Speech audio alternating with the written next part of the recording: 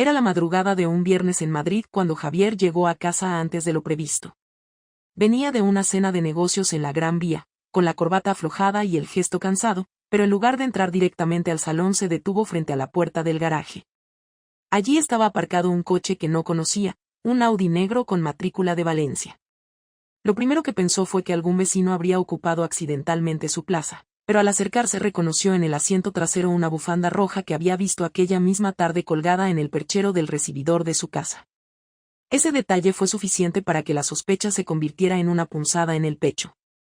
Javier no subió inmediatamente, esperó unos minutos en silencio, observando. A lo lejos, se encendieron las luces de un piso de la finca, exactamente las de su dormitorio. Entonces comprendió que algo estaba ocurriendo allí arriba, algo que él nunca había imaginado que viviría en carne propia. Mientras tanto, yo estaba en la habitación, con el corazón acelerado y una mezcla de nervios y deseo que me cegaba. Creía que la noche era nuestra, que el tiempo estaba a nuestro favor, sin saber que Javier se encontraba ya bajo el mismo techo, atento, dispuesto a seguir cada movimiento que confirmara sus sospechas. Así empezó todo, no con un mensaje descubierto por casualidad, ni con una confesión, sino con un coche desconocido, una bufanda olvidada y la intuición de un marido que estaba a punto de descubrir lo que nunca debería haber visto. Javier apagó el motor de su coche y subió las escaleras sin hacer ruido, con cada paso midiendo el tiempo como si fuese un reloj dispuesto a marcar el instante exacto de la verdad. No llevaba llave en la mano porque sabía que si entraba por la puerta principal podía alertar a cualquiera que estuviera dentro. Así que se dirigió al trastero que compartía con un vecino y desde allí abrió una salida secundaria que daba acceso directo a un pasillo interno de la vivienda. Años antes había mandado habilitar esa puerta como una medida de seguridad, convencido de que algún día podría necesitar una entrada alternativa, aunque jamás imaginó que el primer uso real sería para espiar su propio matrimonio. Al llegar al pasillo escuchó risas apagadas, voces bajas, y reconoció mi tono mezclado con el de un hombre que no era él. No quiso aceptar la evidencia de inmediato, su mente trataba de buscar otra explicación, quizá una visita de amigos, una conversación inocente, pero el tiempo y el tono de aquellas voces no correspondían con nada de eso. Avanzó hasta el marco de la puerta entreabierta de la habitación, sin ser visto, observó durante varios segundos que se hicieron eternos. Allí estaba yo, sentada en la cama, con una camisa que no era mía y con un gesto en el rostro que hacía años que no le mostraba. Frente a mí estaba Álvaro, el hombre del Audi, un compañero de trabajo con el que llevaba semanas coincidiendo en reuniones y cenas de empresa. Javier no irrumpió de inmediato, prefirió retener lo que veía, porque necesitaba asegurarse de que su mente no estaba inventando lo que sus ojos captaban. Cuando finalmente decidió entrar, lo hizo con una frialdad calculada. Empujó la puerta con firmeza y el golpe seco hizo que yo me levantara de un salto, mientras Álvaro, sorprendido, intentó improvisar un gesto de justificación que nunca terminó de articular. Javier se quedó de pie, cruzado de brazos, con una expresión que no era de ira descontrolada, sino de absoluta certeza. No penséis en excusas, dijo con voz firme. Ya lo he visto todo. El silencio fue inmediato. Yo sentí que el suelo desaparecía bajo mis pies, incapaz de encontrar una palabra que no sonara torpe o inútil. Álvaro, más joven y menos preparado para ese tipo de situaciones, intentó recomponerse. Esto no es lo que parece, murmuró, como si esa frase pudiese borrar la escena evidente que Javier tenía delante. Cállate, le cortó Javier sin mirarle siquiera. No tienes nada que decir en mi casa. El tono de esas palabras fue más devastador que cualquier grito. Era la autoridad de un hombre herido que no necesitaba levantar la voz para dejar claro que había sido traicionado. Yo intenté acercarme, extendiendo la mano para explicarme, aunque sabía que no había explicación posible. Javier, escúchame, por favor.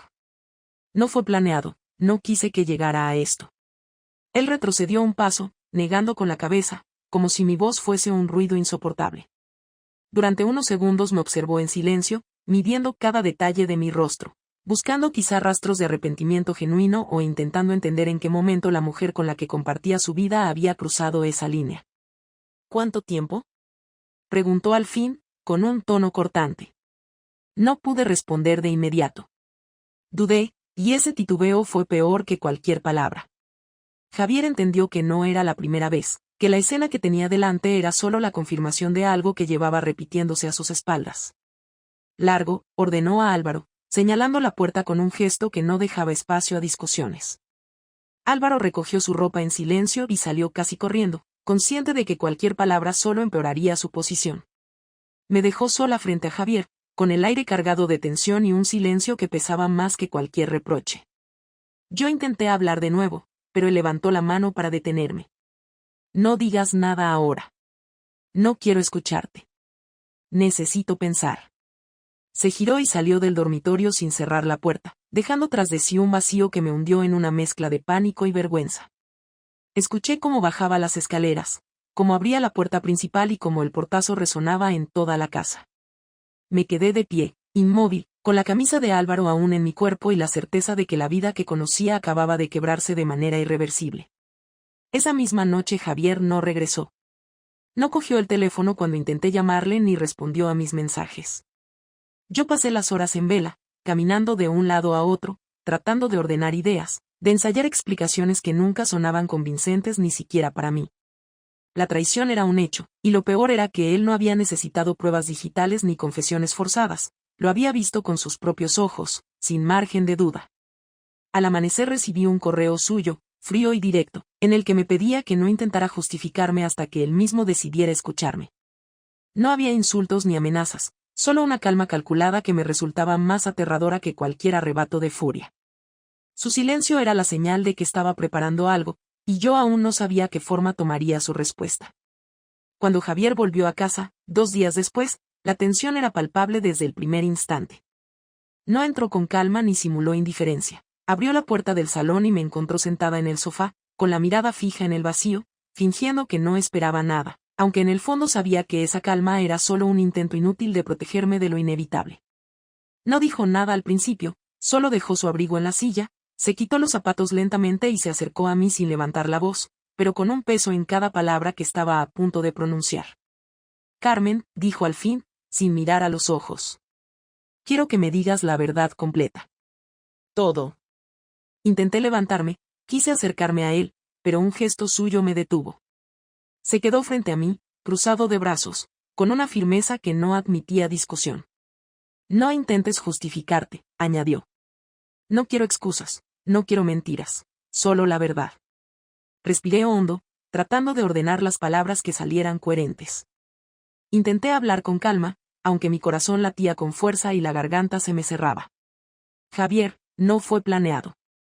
No buscaba hacer daño. Me sentía sola y me dejé llevar. Fue un error, lo juro.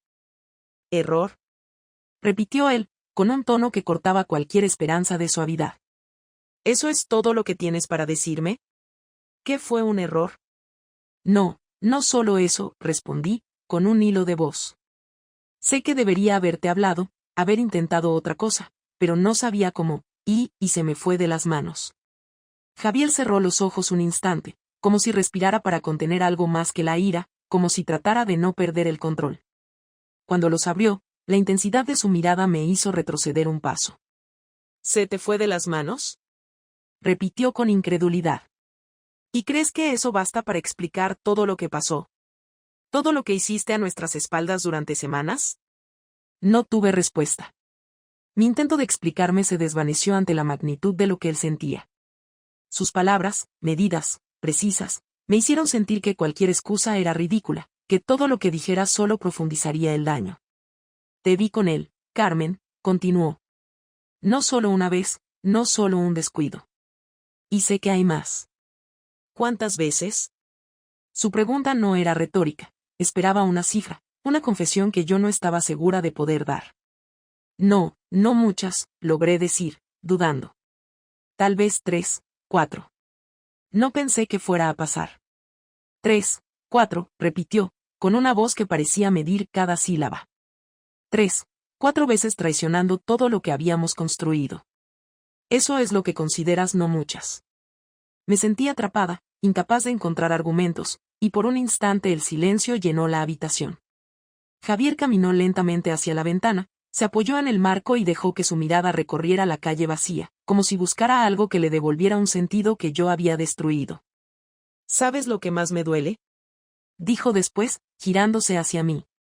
No es solo la traición. Es que mientras yo pensaba que estábamos juntos, que construíamos algo, tú estabas en otra parte. Y lo peor es que lo disfrutabas. No pude negarlo. Cada encuentro había tenido su emoción, su riesgo, y eso me hacía sentir culpable de una manera que ninguna palabra podía aliviar. Intenté acercarme, pero él levantó la mano nuevamente. No me toques, ordenó. No ahora. No hasta que me expliques todo, hasta que pueda entender si esto fue un momento de debilidad o algo que llevabas gestando en silencio. Javier, empecé, pero él me interrumpió. No hay más yo que valga ahora. Tu yo me ha fallado, y tengo que decidir qué hago con todo esto. Su frialdad era escalofriante, pero también reveladora. No necesitaba gritarme ni humillarme, cada palabra suya tenía la fuerza de un juicio definitivo. Me sentí pequeña, expuesta, y comprendí que la tormenta que él desataba no era solo una reacción emocional, sino una estrategia de control y decisión. ¿Qué quieres que haga? Pregunté finalmente, con voz quebrada. ¿Que te perdone? ¿Que sigamos como si nada? Javier se sentó frente a mí, manteniendo la distancia necesaria para no dejar espacio a gestos de reconciliación inmediatos. Su mirada era firme, implacable, y por un instante temí que mi matrimonio hubiese terminado en ese mismo instante, sin posibilidad de retroceso. No quiero nada ahora, dijo. Quiero que entiendas lo que rompiste, que sientas el peso de lo que hiciste y que, si alguna vez hubo amor entre nosotros, sepas que está en tus manos intentar reconstruirlo. Pero eso no será fácil. Nada de esto será fácil. Intenté hablar de nuevo, de explicar mis sentimientos, mis razones, pero él negaba con la cabeza.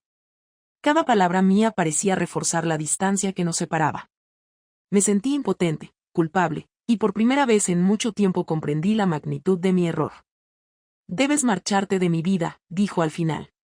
No para siempre, quizás, pero sí hasta que pueda pensar sin que la rabia me ciegue. Necesito espacio para decidir qué será de nosotros. Yo asentí, incapaz de protestar.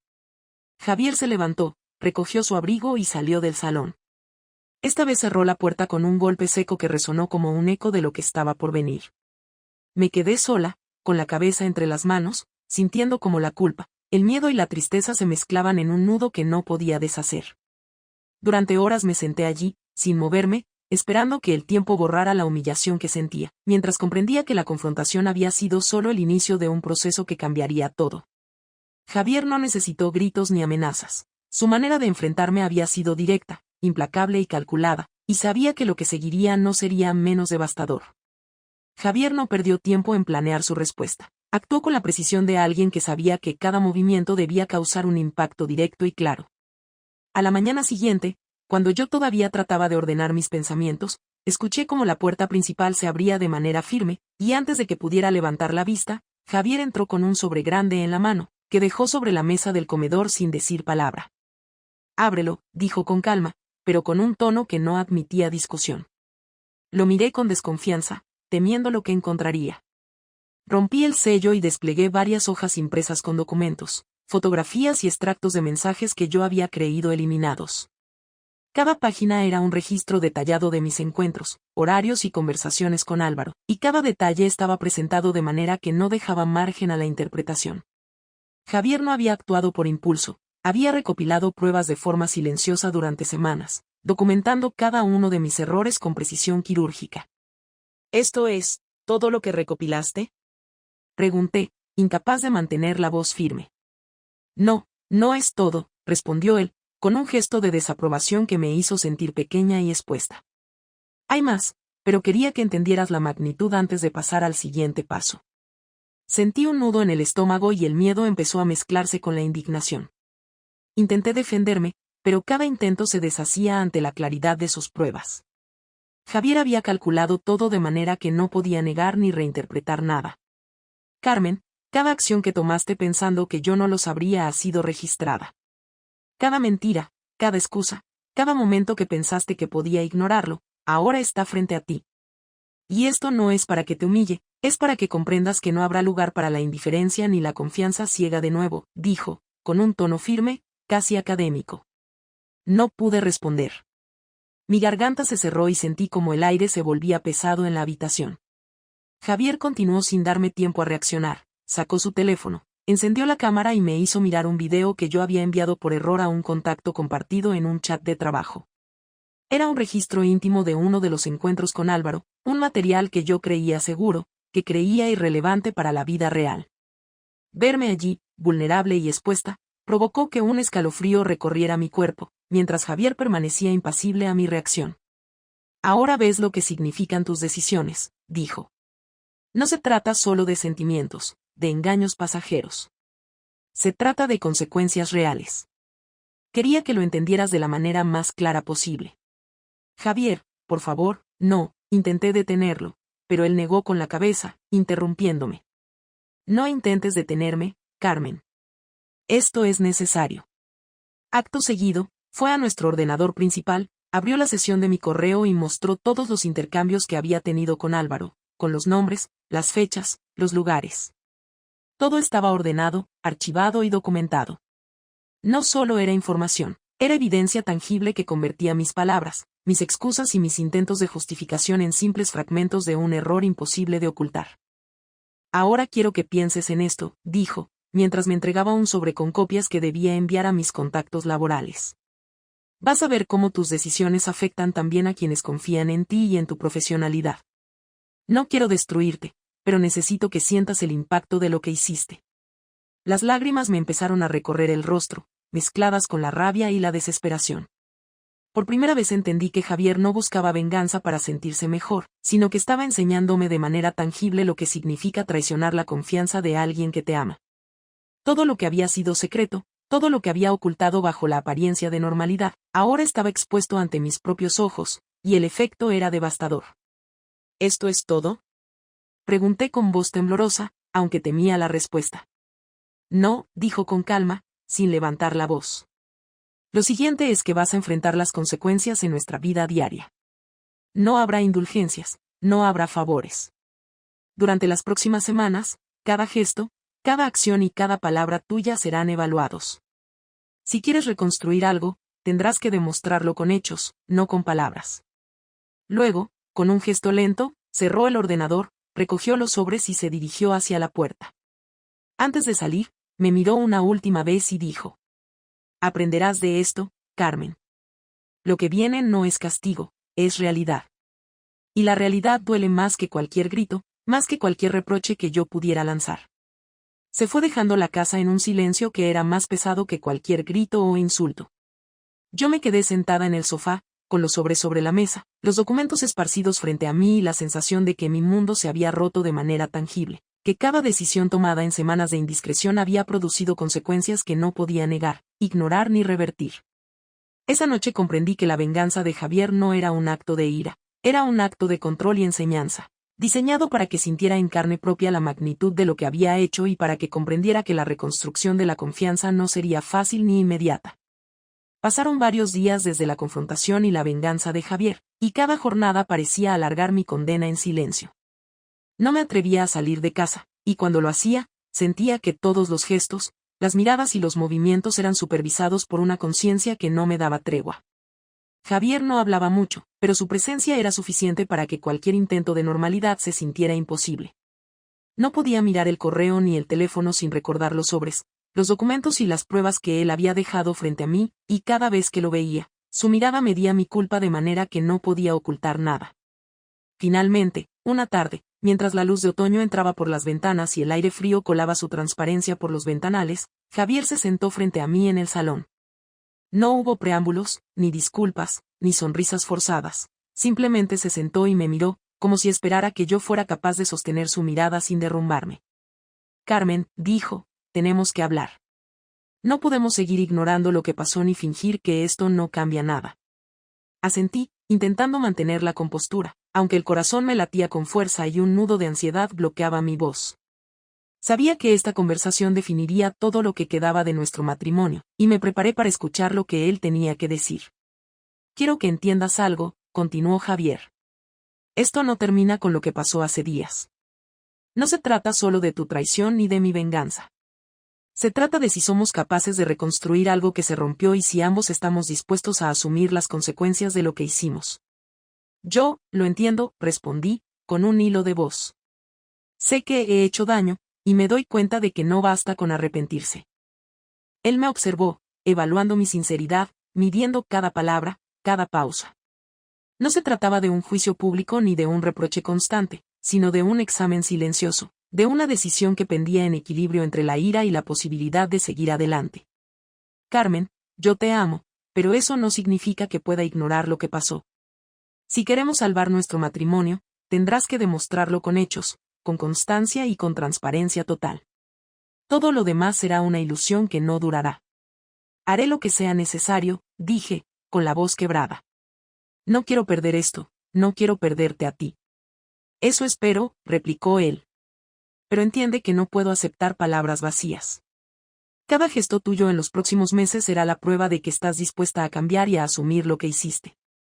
No habrá atajos ni excusas, y cualquier intento de engaño será el final definitivo. Me sentí aliviada por un lado, pero aterrorizada por otro. La presión de tener que reconstruir la confianza y la certeza de que cualquier error podía romper todo de manera definitiva era abrumadora. Pero al mismo tiempo, algo dentro de mí reconocía que Javier tenía razón. No bastaba con lamentarse, debía enfrentar las consecuencias y demostrar con acciones, no con palabras, que podía ser alguien confiable nuevamente. ¿Y si no puedo? Pregunté finalmente, dejando que la vulnerabilidad se mostrara. ¿Si fallo en esto? Si fallas, respondió él, con la misma calma que hasta entonces tendremos que aceptar que esto terminó. No habrá reconciliación posible, porque la base ya no existiría. Lo que debemos construir es sólido o no será nada. Sus palabras eran frías, pero llenas de una lógica innegable. Comprendí que el matrimonio no era un concepto abstracto ni un contrato invisible, era un compromiso vivo que debía mantenerse con respeto, responsabilidad y constancia. Cada decisión que tomé en el pasado había demostrado que podía romperse con facilidad, y ahora dependía de mí demostrar que podía sostenerse, reconstruir la confianza y enfrentar las consecuencias de mis actos. Entiendo, dije, con la voz temblorosa pero firme. Quiero intentarlo, Javier. Quiero demostrar que puedo ser digna de esto, de nosotros. Él asintió ligeramente, pero no sonrió ni ofreció consuelo inmediato. Su mirada seguía evaluando, midiendo la sinceridad en cada palabra y en cada gesto. Entonces, empieza ahora, dijo. No con palabras, sino con acciones. Cada momento que compartamos de ahora en adelante será una prueba. Nada será normal, nada será automático. Todo se gana, todo se reconstruye. Permanecimos en silencio un largo rato, observando cómo la luz se deslizaba por el salón y cómo el mundo exterior continuaba ajeno a lo que ocurría dentro. Yo sentía una mezcla de miedo, arrepentimiento y determinación, mientras Javier parecía medir su paciencia, consciente de que cualquier error podía desequilibrar lo que quedaba entre nosotros. Por primera vez, después de días de tensión, sentí que había un camino, aunque estrecho y difícil, que podía recorrer. Su presencia no era una amenaza, sino un recordatorio de que la reconstrucción era posible si aceptaba la responsabilidad completa de mis actos y estaba dispuesta a trabajar por ello. Comprendí que no había atajos, que cada gesto, cada palabra y cada decisión contaban, y que la última conversación no era un cierre, sino el inicio de un proceso que definiría nuestro futuro. Javier se levantó al final y se dirigió a la puerta, pero antes de salir me miró y dijo: No será fácil, Carmen. Pero si quieres quedarte, tendrás que demostrar que cada día vale la pena. Si no, habremos perdido todo. Me quedé sola, con el corazón latiendo con fuerza y la certeza de que la historia de nuestro matrimonio estaba entrando en una etapa decisiva. Lo que seguía no era una simple reconciliación, sino un aprendizaje doloroso sobre la confianza, la responsabilidad y la manera en que cada decisión puede cambiar una vida. Pasaron semanas desde la última conversación con Javier, y cada día se convirtió en un ejercicio de disciplina, introspección y evaluación constante de mis propias decisiones. La vida en la casa había cambiado por completo. Cada gesto, cada acción y cada palabra eran observados y medidos, no con el ánimo de humillarme, sino con la firme intención de reconstruir un vínculo que yo había destruido. Aprendí a escuchar más que a hablar, a asumir responsabilidades sin buscar excusas y a reconocer, sin justificantes, el daño que había causado. Cada mirada de Javier me recordaba que la confianza no se reconstruye con palabras, sino con hechos, y que cualquier error podía revertir todo lo que habíamos empezado a recomponer. Al principio, cada momento junto a él me provocaba ansiedad. Sentía miedo de no estar a la altura, de que un solo gesto incorrecto pudiera arruinar meses de esfuerzos. Pero poco a poco comprendí que el proceso no consistía en perfección absoluta, sino en constancia y sinceridad.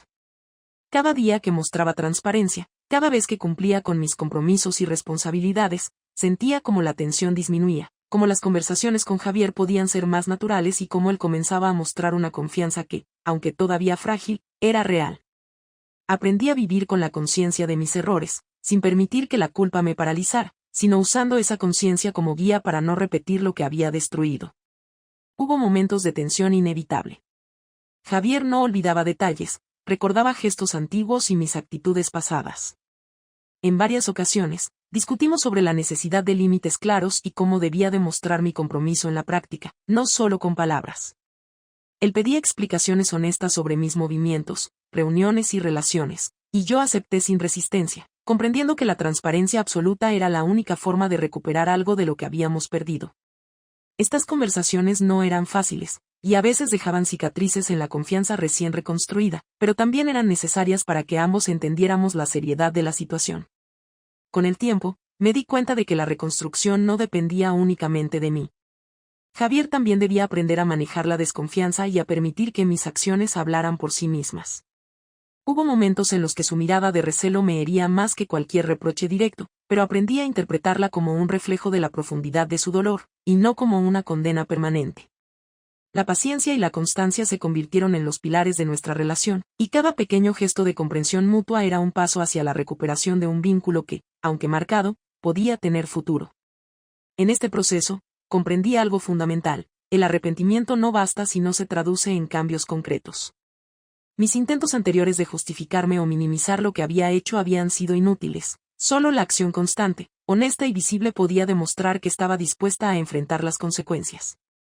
Aprendí a no subestimar el impacto de mis decisiones, a reconocer la responsabilidad completa de mis actos y a aceptar que la reconstrucción de la confianza es un proceso que requiere tiempo, esfuerzo y compromiso de ambas partes.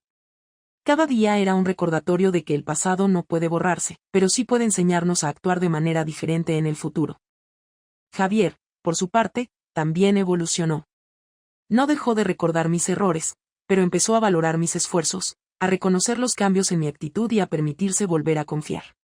Sus gestos, al principio medidos y fríos, comenzaron a mostrar señales de afecto genuino, aunque con prudencia. Aprendí a aceptar su ritmo, comprendiendo que la confianza, una vez rota, no se recupera de inmediato y que cada avance, por pequeño que fuera, debía respetarse y consolidarse. La relación adquirió una dinámica diferente, más basada en la claridad, la comunicación constante y la evaluación mutua, y aunque el romanticismo había cambiado, se abrió espacio para un vínculo más auténtico y consciente. Finalmente, después de meses de esfuerzo y ajustes, llegó un momento en que pude mirarlo sin sentir miedo ni ansiedad, y él pudo mirarme sin el peso constante del dolor pasado. La relación no volvió a ser como antes, pero se transformó en algo más sólido y consciente. Había aprendido a valorar la sinceridad, la constancia y el respeto como bases fundamentales de un matrimonio que sobrevivía al engaño y a la traición. Comprendí que el amor no es solo un sentimiento, sino un compromiso tangible que se demuestra día a día, y que las heridas, aunque profundas, pueden convertirse en lecciones que fortalecen en lugar de destruir. Mirando atrás, entiendo que mi error fue el punto de inflexión que cambió mi vida y la de Javier. La traición me enseñó la importancia de la responsabilidad, la transparencia y la acción constante, mientras que la respuesta de él mostró que el perdón verdadero requiere límites, disciplina y claridad. El matrimonio, tal como lo vivimos después de la crisis, no era un regreso al pasado, sino la construcción de un nuevo presente, basado en hechos, decisiones conscientes y un respeto renovado que nos permitió avanzar, aunque de manera diferente, hacia el futuro. En última instancia, lo que aprendí de esta experiencia no fue solo a valorar la confianza ni a enfrentar las consecuencias de mis actos, sino también a reconocer que las relaciones verdaderamente sólidas se sostienen sobre la claridad, el respeto y la acción coherente. El camino no fue fácil, pero cada paso me enseñó algo que ninguna lección superficial podría haberme dado: la importancia de asumir plenamente la responsabilidad de lo que somos y de lo que hacemos, y que solo a través de esa responsabilidad es posible reconstruir lo que parecía perdido.